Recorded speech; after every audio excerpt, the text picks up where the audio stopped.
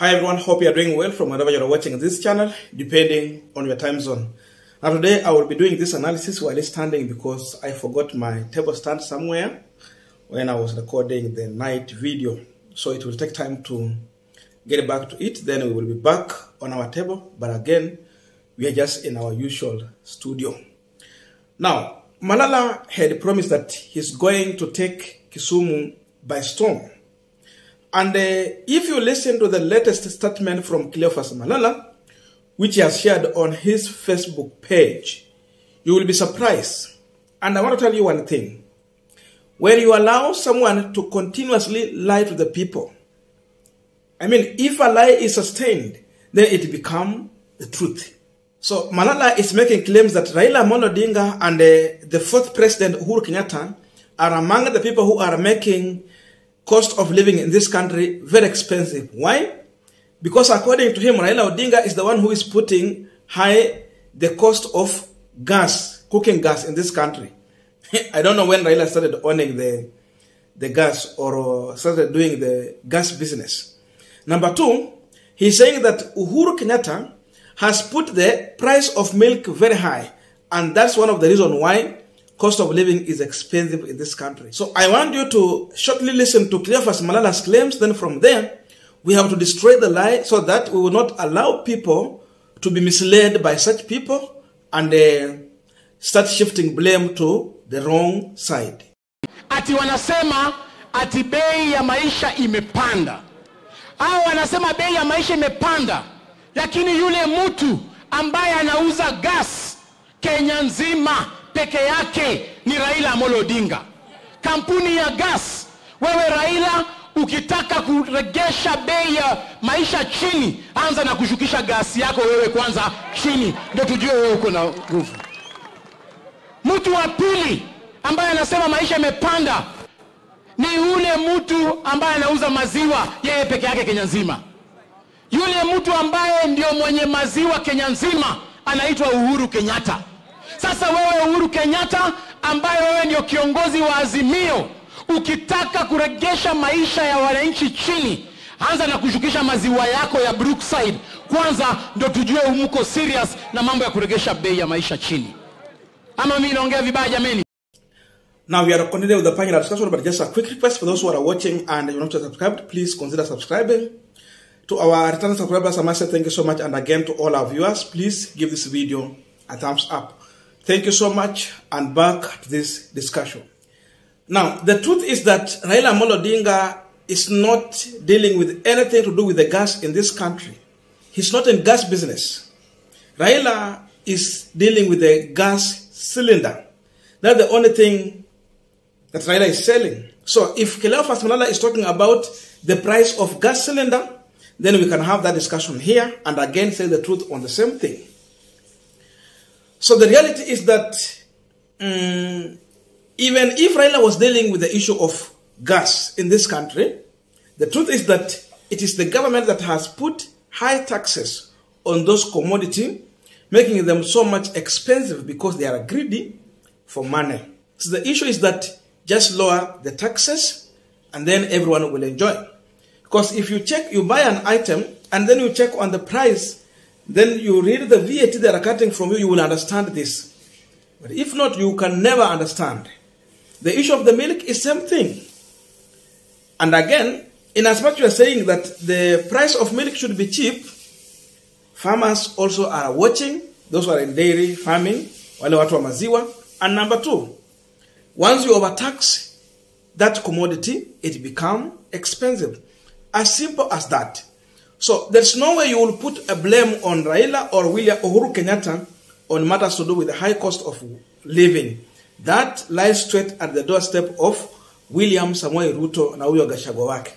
Now I'm learning that William Ruto employed Cleophas Malala to come and sell propaganda. Because now soon Itumbi will be getting a job, and of course Itumbi does not do campaign. Itumbi ni mtu wa kukaa chini afanya tu hiyo blogging. But Malala ni mtu wa kuja kujibu wanasiasa. This one was one of the main reason. And of course we understand Malala ni mwalimu wa drama. So he might be doing comedy here.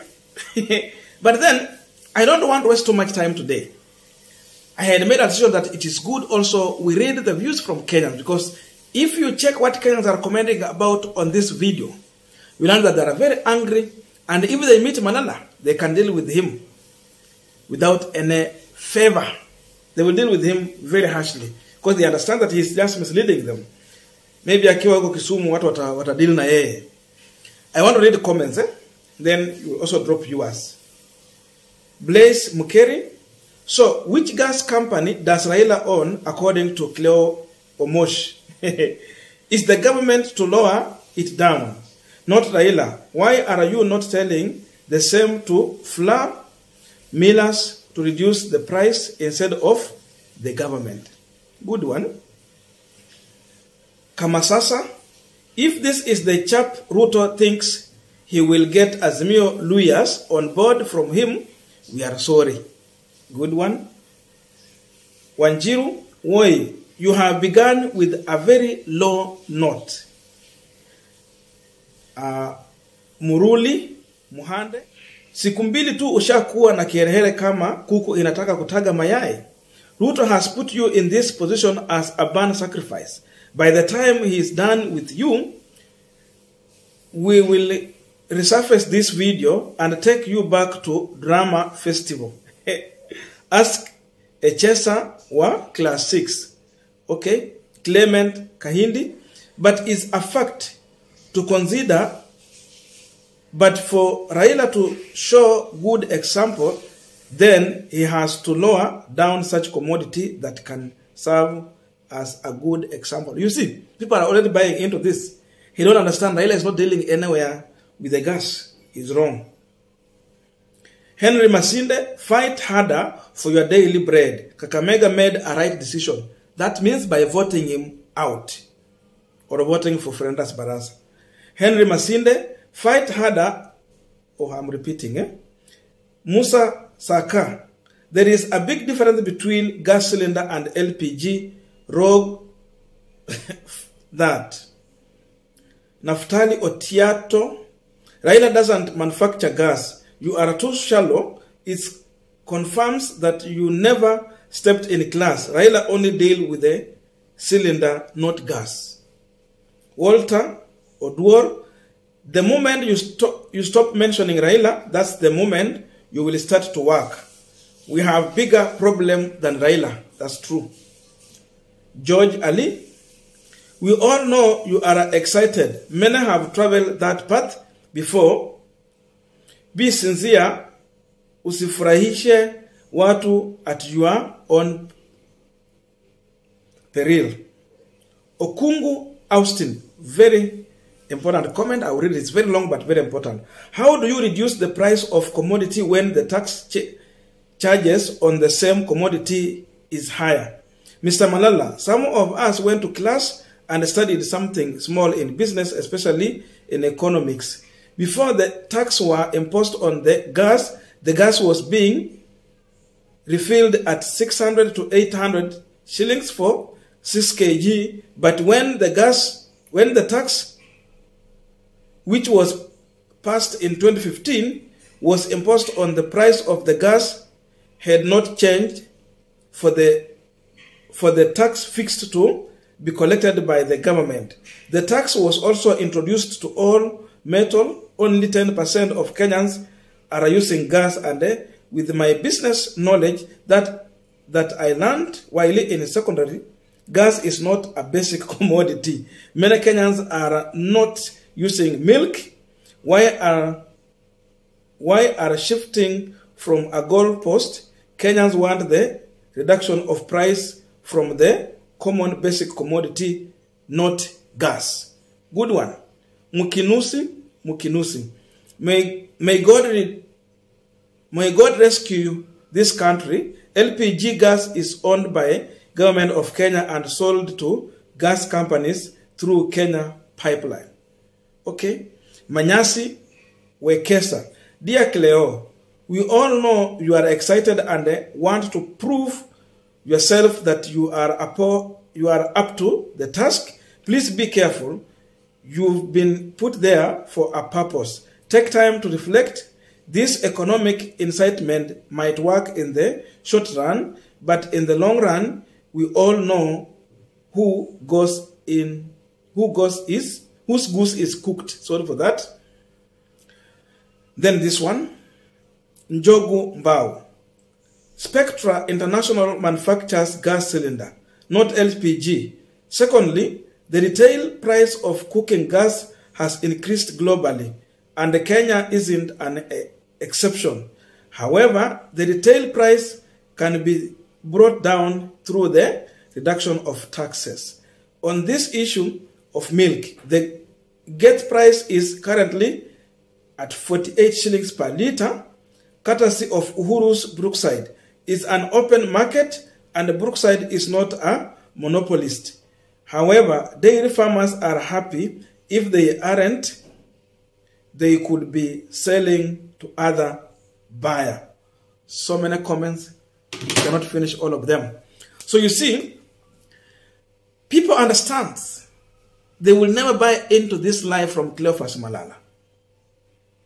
They understand very well that Malala is making a fake comment on economic matter. In fact, like the commenter said, this is an economic incitement that Malala is trying to do. You are inciting the public against Uhuru Kenyatta. You are inciting the public against Raila Amolo Odinga.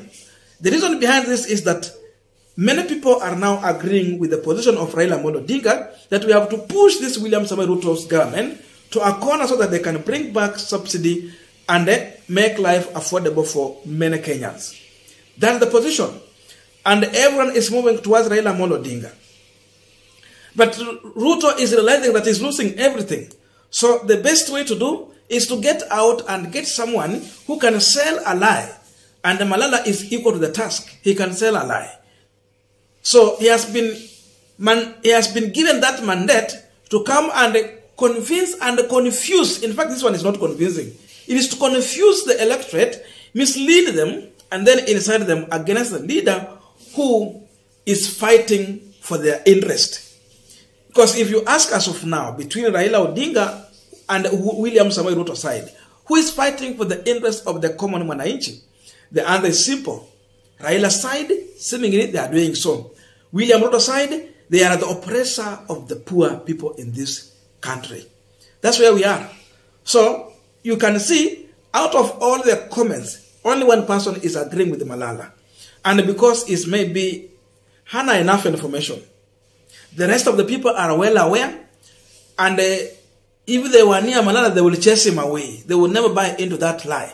I wish people would just respond to Malala quickly and stop him from speaking. Anyang'anya microphone akae chini. We cannot buy into such lies, and we are here to fight for our country. That's the position.